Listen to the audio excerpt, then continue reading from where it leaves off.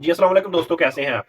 इस वीक के New York session में, इस वीक के सिर्फ न्यूयॉर्क सेशन में जितनी हमारी ट्रेडें बनी, जितने एसएल हुए, जितने हमारे टीपी हुए, उस पे ही बात होगी, उसके अलावा नहीं होगी। ये देखिए, ये मंडे का दिन था। यहाँ पे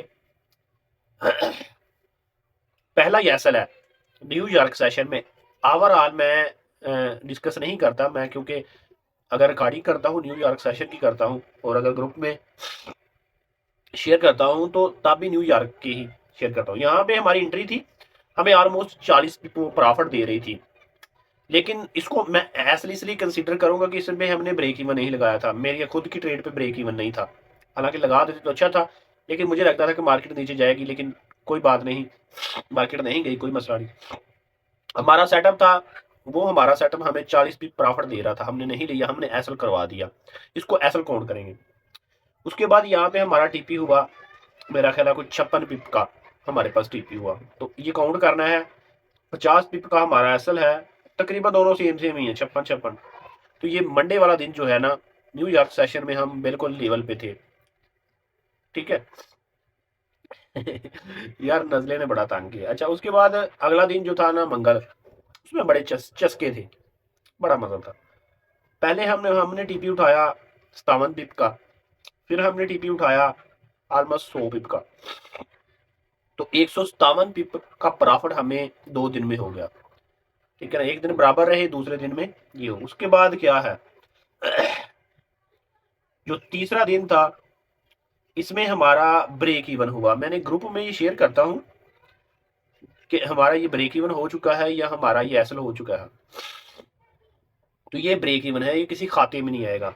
उसके बाद हमारा ये टीपी था, ये तकरीबन 130 पिप का टीपी है।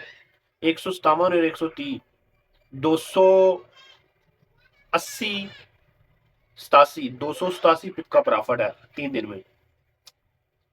चौथे दिन में हमारी एक ही ट्रेड थी, 114 पिप का टीपी था, तो 257 और 114 और 287 और 13-14, ये हो गए 400, और 300 और 400, 400 पिप प्रॉफिट में है हम।